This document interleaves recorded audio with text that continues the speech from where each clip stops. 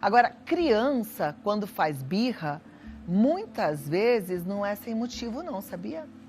Entender o porquê que ela faz birra, para mim foi uma das coisas mais importantes.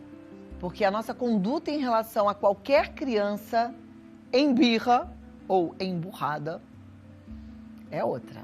E a gente vai entender o que a neurociência fala sobre a birra com a Thelma Abraão. Ela já está aqui, é especialista em neurociência, desenvolvimento infantil, autora dos best-sellers Pais que Evoluem e Educar é um Ato de Amor, mas também é ciência.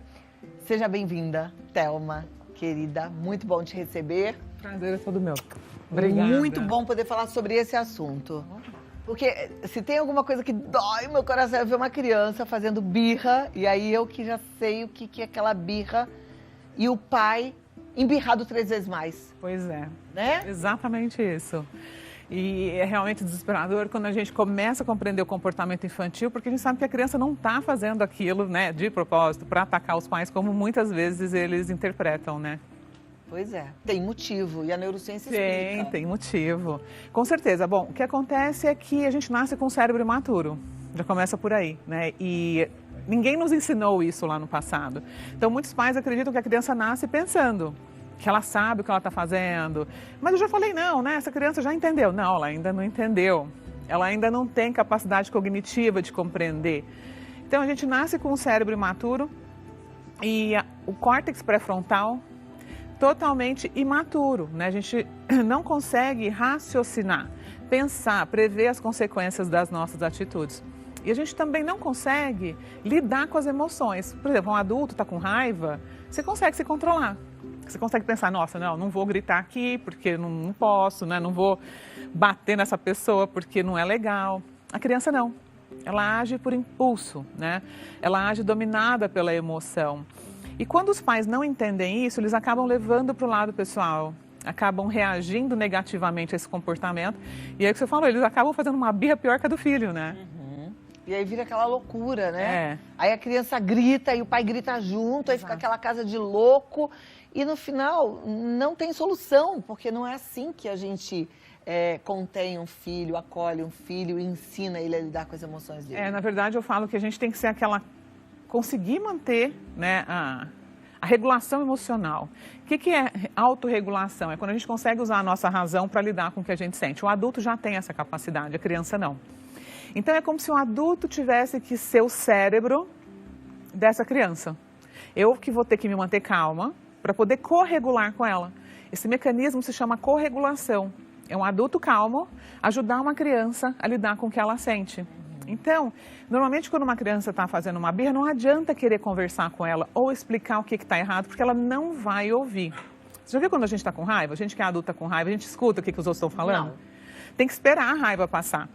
E às vezes os pais não conseguem, eles estão ali, a criança está chorando, ele está gritando, querendo que a criança entenda. Então, a melhor coisa é esperar essa raiva passar, ficar calmo. Essa é a parte mais difícil, né? Que é não levar para o lado pessoal. Ainda mais quando a birra é em ambiente público, né? Aí vem a vergonha, né, do julgamento. A criança se joga no chão. Já aconteceu isso com você? Começa a gritar. Renato deu até a risada. Renato tá com 3 filhos, né, Renato? Olha lá, o nosso câmera. Tem 3? Eles fazem birra, Renatão? Olha lá. Hã? Tem birra? Tem gritaria? O mais novinho, viu? Porque depois vai ficando mais velho e vai aprendendo. Vai aprendendo. Agora depende muito do modelo dos pais também, né? Se o pai e a mãe não conseguem lidar com o que sente, se são pais explosivos, estão sempre gritando na hora da raiva, a criança não aprende a lidar com o que sente. Acaba virando uma família de pessoas que todo mundo se desregula na hora da raiva, vira o caos, né? Então, acho que o mais importante aqui, quando a gente se torna pais, não é só compreender o comportamento infantil, mas a gente se reeducar emocionalmente. Aprender a administrar as nossas emoções, né? Porque a criança aprende muito mais pelo nosso exemplo, pelo nosso relacionamento com ela no dia a dia, do que simplesmente pelo que você está falando para ela, né? Você fala, não grita, mas você grita. Aí já não adianta. Então, a reeducação emocional dos pais é fundamental nesse processo, né? É eu que sempre falo, né? Parece que é a ordem natural da vida, tipo, casei, agora eu vou ter filho. Não, prepare-se para ter filhos, né? Estude, faça um processo de autoconhecimento para você saber quem você é, para aprender a lidar com as suas frustrações, com os seus medos, com as suas angústias, porque a gente como pai e mãe passa por várias dessas. Nossa, muito verdade. Né? A criança está com sono, às vezes ela não consegue dormir, ela começa a chorar. Se você não tiver esse entendimento para lidar com esse momento de angústia, você passa uma angústia maior e ela vai chorar ainda mais, não é assim? Com certeza. Essa parte que você falou é muito importante, porque a criança, quando ela nasce, ela não consegue expressar o que está sentindo, né? Ela não fala, não verbaliza, mas ela demonstra. Então, necessidades físicas não atendidas, por exemplo, cansaço, sono, fome, tudo isso leva uma criança a entrar num estado de estresse e ela demonstra como pode, que é chorando. E às vezes os pais não estão atentos a isso, né? Então, rotina é importante, disciplina, principalmente na hora para dormir, para se alimentar. E tem uma outra parte, outras necessidades que também são fundamentais, que são as necessidades emocionais. E essas aqui realmente causam mais problemas. Por quê? Não adianta só alimentar uma criança ou pôr ela para dormir. Ela precisa de afeto, se sentir vista, conectada. Então, dá colo para essa criança, toca nela. E o que a gente aprendeu nas gerações passadas? Não dá colo não, que vai ficar mimada. E não, a criança que se sente segura, ela se comporta melhor, ela é mais calma, ela aprende a lidar com o que ela sente mais rapidamente, né? Então, você vê quantas coisas a gente tem que ir desconstruindo? Muito. E é só a gente olhar, por exemplo, para a natureza, né? Essa coisa de, vai ficar mimado. Tem pai e mãe que fica no desespero, não pode dormir no colo. Gente, um leãozinho, quando nasce, ele fica ali aninhado. O cachorrinho fica aninhado com a sua mamãe. Qualquer animalzinho nasce e fica ali, coladinho. E aí, de repente, não deixa... Eu me lembro, quando eu tive a minha filha mais nova, que já é casada, já adulta, mas eu li um livro, porque ela tinha dificuldade para dormir. Hoje eu entendo bem por que ela quase não dormia, mas no horário que ela tinha que dormir. E aí eu li um livro chamado Nana Neném, que ensinava a gente a deixar o neném ficar chorando no berço até o neném se cansar. Jesus, eu tentei fazer um dia, depois eu falei, gente, o que eu tô fazendo? Sofria você e ela, né? Comigo e com ela, eu não quero mais. Eu sei que eu joguei o livro fora, rasguei. Maravilhoso você falar autora, isso. Mas eu achei o fim do mundo esse livro. Eu acho que ninguém deve ler esse livro, sinceramente. Cláudia, você falou algo desse jeito. Muito importante, porque tem vários livros antigos, né? Quando a neurociência ainda não era avançada como é hoje, a gente não tinha acesso a esse tipo de conhecimento que a gente tem hoje. Tudo isso, querendo ou não, ainda é muito novo na humanidade, né? A gente conhecer o cérebro, o nosso desenvolvimento. Então, muitos livros foram escritos há muitos anos atrás, quando essas autoras não sabiam, né, o que a gente sabe hoje. Mas, infelizmente, muitos pais seguem à risca e acabam deixando o bebê chorando num berço sozinho. E pensa só. E é muito bom você estar aqui, Thelminha, porque o que acontece? Tem muitas vovós assistindo. Eu sou vovó também, como você, viu, minha amiga? E outro dia eu até questionei um grupo que tem, não um grupo não, é um Instagram lá, um perfil no Instagram que estava mostrando um amor de vó todo errado. A avó fazendo tudo que a mãe falou que não era para fazer e fazendo coisa que não se deve fazer com o bebê, que é dar açúcar antes dos 2 anos de idade. E a avó falando, eu faço porque eu amo o meu neto, porque isso é amor de vó.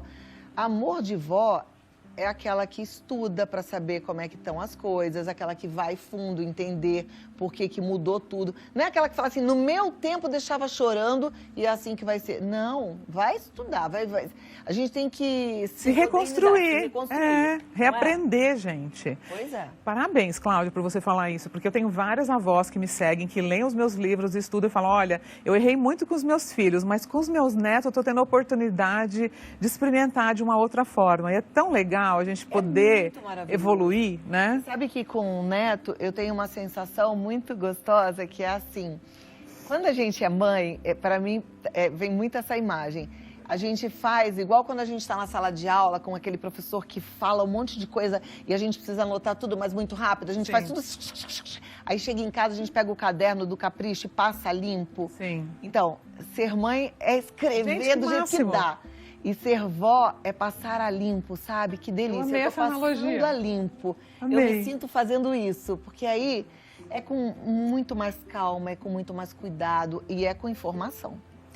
E olha que bom, a gente tem a oportunidade hoje em dia de nos tornarmos mães que têm essa oportunidade de escrever já dessa Isso forma. demais. Muito. A gente precisa, na verdade, em vez de olhar para a criança e falar, ai meu Deus, meu filho tem que mudar, meu filho é terrível, peraí. Será que não é você que tem que se olhar e começar a prestar atenção no que você está tendo como verdade? Porque quando a gente muda o olhar para a criança, tudo muda. Você vai mudar a forma de tratá-la, você vai olhar para ela com mais compaixão. Isso não tem a ver com mimar. Não. Todo ser humano precisa de afeto. Os adultos precisam e as crianças muito mais, porque elas estão em construção, né? Você sabe que a gente está falando de criança, mas o que você falou vale para todas as relações. Para todas. Se eu olho para você já com uma certa rejeição, já esperando que você seja, ai, a Thelma é arrogante, é mentira. Você já vai ter um comportamento. Já tem uma barreira aqui. A gente já não faz conexão. Né? E com a criança... Posso complementar essa sua fala? Perfeita. Os pais, na verdade, eles usam um escudo protetor. Por quê? Qual que é a crença que veio lá de trás? Criança quer manipular, cuidado que esse menino vai te atacar, tá chorando, né, para conseguir o que quer, tá me testando. Se eu tenho essa visão de uma criança, o que eu vou fazer? Eu vou me proteger dela. Mas como você vai se proteger de uma criaturinha que é 3 vezes menor que você, que tem um cérebro imaturo, que não consegue pensar ainda? A criança vai começar a ter um raciocínio mais lógico por volta dos 4 anos de idade, que é quando o cérebro começa, né, o córtex pré-frontal começa a apresentar um pouco de desenvolvimento. E esse desenvolvimento ele vai continuar por mais 20 anos, até que ele esteja completamente maduro. Ou seja, então até 4 anos... Até por volta dos 25, muito instinto e emoção. Por isso que criança de 2, 3 anos está naquela fase de chorar bastante, de se jogar no chão, de você querer que ela faça algo e ela não faz, porque ela não consegue ainda usar controle de impulso, por exemplo. Ela não tem maturidade cerebral para isso, ela age no impulso, ela se joga no chão. Então, a explicação está onde? No desenvolvimento do cérebro da nossa espécie. Nós somos a espécie de mamífero que o cérebro demora mais tempo para amadurecer. E compreender isso é fundamental, porque eu falo que a raiz da violência contra a criança está justamente na falta desse conhecimento. Porque daí você não sabe disso e julga que essa criança está pensando, quer me atacar. E não é isso, entende? Então, até os 4 anos, a criança está fazendo só o que ela dá conta de fazer no instinto dela. Por emoção, ela é muito dominada. E não quer dizer que a partir dos 4 ela começou a pensar, não é isso, é um processo gradual. Por volta dos 4, ela começa a entender mais racionalmente, dependendo de como veio esse processo dos pais ajudarem ela a lidar com a emoção, ela começa a ter um pouco mais de autorregulação. Se essa criança vive num ambiente de estresse, de brigas, de ameaça, castigo, e esse sistema nervoso é o tempo todo ativado pelo medo, ela não aprende a lidar com o que sente. A minha nora é tão bonitinha com o Bernardo, meu filho também, então assim, qualquer coisinha eles falam sobre o sentimento, né? Então assim, você tá triste, tá com fome, né? Nomeando as emoções. Nomeando, apesar dele ser um bebezinho, mas já vai entendendo. Ele é um amorzinho calmo, difícil de chorar. Não, eu falo que assim, a gente, quando a gente se torna mãe, é um aprendizado enorme, né? Porque eu falo, a maternidade traz amor, mas também traz dor. Porque é tudo novo, né? De repente você vê uma criança se comportando de uma determinada maneira que a gente às vezes não consegue entender. Então é uma oportunidade de reaprender mesmo, né? E olha, leia os livros da Thelma para você aprender. Fica atenta aí aos sinais que o seu filho te dá e lembre-se que você é um agente de transformação. Eu gosto muito de lembrar, assim, a Bíblia fala que Deus faz uma criatura e a gente, pai e mãe, transforma essa criatura num filho de Deus, ou seja, numa pessoa inteira, numa pessoa feliz, numa pessoa completa. Maravilhoso. E a infância é a base da vida, né? Eu falo que a gente vai construir um prédio muito alto ou não, vai depender dessa base. A infância é essa base. Faz toda a diferença, né, Thelma? Muito, muito, muito. Você tem dúvida de alguma coisa? Pode ser pontual mesmo, pode ser uma situação. Quando eu vou na loja de brinquedo, não compro o brinquedo que ele quer, meu filho se joga no chão. Manda pra gente, agora, lá no Instagram, Vida Melhor Oficial, tô de olho, Vida Melhor Oficial, e a Thelma responde em alguns minutinhos. Você me espera? Claro. Então eu volto já já. Agora, voltando aqui pra gente continuar aprendendo sobre crianças, comportamento infantil, como é que a gente faz e não faz. Thelma, vou pedir já as perguntas aqui, aí a gente vai acompanhando e vai respondendo. Tem alguma coisa importante que a gente não falou ainda que você gostaria de falar? Olha, tem. Eu acho assim, pai, se você quer se tornar mãe, né, quer se tornar pai, antes do seu filho nascer, já comece a ler a respeito do comportamento infantil. Eu acho que é sensacional quando a gente pode ter acesso a esse conhecimento antes da gente ter um filho, né? Verdade. Eu aprendi em pleno voo, né? Sendo mãe, passando Também, pelos por isso que desafios. eu falei que pra mim era aquele caderno todo Exatamente. É mais desafiador, né, quando é assim. Então, se você pudesse preparar, estudar antes, eu acho que... Hoje tem tanto material, né? Muito, muito, muito. A Cícera, ela é de Macau, Rio Grande do Norte. Diz assim, minha enteada fez xixi no chão, só de birra. E no momento de nervoso, ameacei de algo terrível, que algo terrível iria acontecer se fizesse de novo. Até agora não fez mais, mas me sinto mal pela ameaça. Devo pedir desculpas? Olha só, primeiro, ela não falou a idade da criança. Era bom vocês falarem a idade, tá? Sim, porque aqui a gente vai entender em que etapa do desenvolvimento essa criança está. Mas se ela fez xixi no chão, e ela está falando aqui, olha só o que ela fala, no chão, só de birra ela fala. Ela entende que foi uma birra. E num momento de nervoso. Quando a gente está nervosa, isso ativa, né, a bexiga e a criança faz xixi involuntariamente. Não é porque ela está fazendo uma birra. Essas duas frases são opostas, entende? Quando você fala ela está fazendo uma birra, você está pensando em manipulação. Quando você fala que ela estava nervosa, você está entendendo que é uma reação involuntária do corpo. Você não tem controle. É igual quando a gente escuta um grito, na hora você assusta. Você não tem esse controle. Então o xixi está provando que ela de fato ficou muito nervosa, com muito medo. E aí ela vem aqui e ameaçou de algo terrível. Então quer dizer, ela ficou com muito medo mesmo. A criança acredita no adulto. Ela não pensa assim, ela está falando isso só porque ela quer que eu faça algo. Ela acredita no que o adulto disse. Aquilo é uma verdade para a criança. Então, até agora ela não fez mais. Por que ela não fez mais? Não quer dizer que é porque ela aprendeu de forma racional, mas esse momento pode ter tido um impacto tão grande, tão traumático, que ela simplesmente bloqueou aquilo por medo, né, daquele sentimento. O cérebro, ele não quer repetir isso, mas não aprendeu de uma forma positiva. Não foi um aprendizado ligado ao afeto. Por exemplo, quando a gente aprende uma matéria na escola que uma professora trata a gente bem, a gente gosta dessa professora, a gente aprende aquela matéria e lembra, faz uma associação positiva, esse é um aprendizado de forma racional, né? Tem uma ligação afetiva com aquela professora. Quando eu aprendo no medo, pode ser porque existiu um trauma. Então, é importante sim falar sobre isso e pedir desculpas, sem dúvidas. A gente erra, né? Nós não somos perfeitos. Então, todo mundo erra na humanidade e você pedir desculpas não vai te tirar, né, a sua autoridade, vai simplesmente mostrar que você reconheceu que existem outras formas melhores de lidar com a situação. Maravilha. A Lúcia de Florai, Paraná, ela diz, meu filho de 6 anos sempre faz birra para almoçar, falando que não quer comer a comida que está ali, mas no jantar ele come tranquilo. Isso seria um tipo de birra? Não, eu não chamo de birra, mas talvez tentar entender, né? Por que ele não quer almoçar? Será que tá vendo celular? Uma coisa que atrapalha muito hoje em dia o comportamento da criança é vício em tela. A criança fica muito tempo no celular, fica muito no desenho, ela não tem nem fome, ela não quer sair dali. Então é importante ver os hábitos dessa família, né? Ele está comendo na hora certa, está dando espaço entre, às vezes, um lanchinho e o almoço, né? Essa criança tem rotina. É importante tirar a tela na hora da refeição, para que a criança sinta quando já está satisfeita, que ela participe, né, daquele momento. Então tem muita mãe e pai, hoje coloca o celular na frente da criança, vai dando comida na boca, a criança nem sente o que está comendo, não sente se está satisfeita. Então é importante olhar para a rotina, né? E combinar, olha filho, daqui a pouco, daqui a 10 minutinhos é o almoço, né? Vamos sentar aqui para comer, senta lá com ele. Então, é importante essa parte também. Perfeito. Obrigada, Lúcia. A próxima pergunta da Marilene de Santo André. Minha filha de 3 anos não costumava fazer birras até começar a ir para a escolinha. Isso é normal devido à rotina que ela tem na escola? Ou ela sempre fez birra e eu não percebia?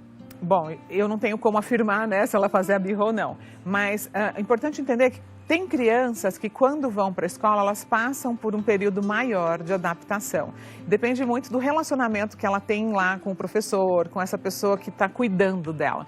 Até os 3 anos de idade, Cláudia, existe um desenvolvimento do vínculo e do apego seguro com a mãe, especialmente, com o pai.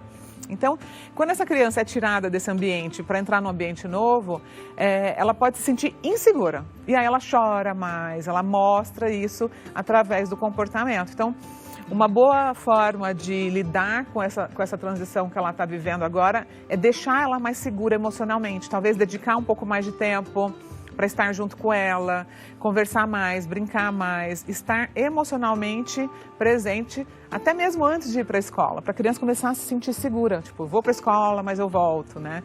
Mamãe me busca, tá tudo bem. Então é importante a segurança. Existe, por exemplo, uma criancinha de 3 anos querer imitar o comportamento de um amiguinho ou não?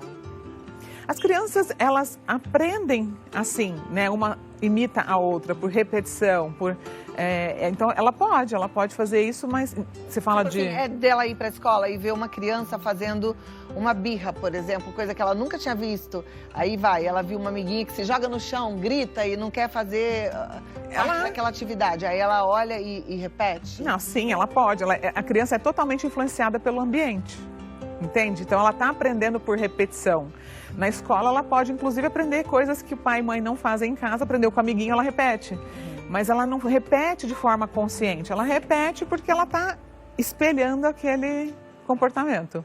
Ó, Gil, via Instagram, diz, tem um neto de 4 anos que faz xixi no banheiro e cocô não. Não sei se é medo ou algo assim. Ele perdeu o pai para a Covid há 2 anos. Essa parte do desfraude é um assunto que eu não entro muito. Eu recomendo que os pediatras falem sobre isso. Mas o que acontece? O desfraude, ele precisa ser muito feito pela criança. Às vezes o pai e a mãe quer forçar um desfraude muito cedo, né? De querer tirar a fralda e a criança não se sente segura. E ir ao banheiro, né, fazer cocô, fazer xixi, está totalmente ligado também ao quanto essa criança se sente segura. Então você vê, ele faz xixi na fralda, mas não faz cocô, ele não está totalmente desfraldado. Tem a ver com a perda do pai, você acha? Pode ter a ver emocionalmente, sim, se ele se sente inseguro, como que essa mãe ficou com a perda desse pai. Então, o mais importante aqui é olhar como que essa mãe se relaciona com essa criança, porque a criança, ela é uma extensão emocional da mãe, né? Se a mãe está triste, a criança sente. Se a mãe está insegura, a criança sente. Então, a insegurança da mãe, após a perda do pai, pode sim impactar a criança. Mais uma? Dá vontade de ficar aqui o dia inteiro conversando sobre esse, é um assunto que eu amo. A Simone diz assim, qual a estratégia para um aluno de 3 anos que muitas vezes não me escuta, não consigo me conectar com ele, queria saber o que fazer? Bom, você sabe que eu não gosto muito de usar esse nome, tipo ferramentas, estratégias, né? O mais importante aqui é entender que uma criança de 3 anos, ela ainda não tem condição cognitiva de se comportar bem, de ficar sentadinha, igual os professores muitas vezes querem. É importante olhar para o histórico familiar. Será que é uma criança que recebe atenção em casa? Será que é uma criança que recebe afeto em casa? Quando as crianças não recebem não tem esses baldes das necessidades emocionais e físicos preenchidos, ele pode apresentar um comportamento pior na escola. E aí dificulta, no meio de tantas outras crianças, ele conseguir se sentir visto, se sentir aceito. Então, a professora precisa se colocar nesse lugar empático de acolher essa criança e não de julgá-la, entende? Porque quando ele fala, muitas vezes não me escuta, não consigo me conectar com ele. Muda a sua abordagem. Qual câmera que eu olho aqui? Pode ser a atriz.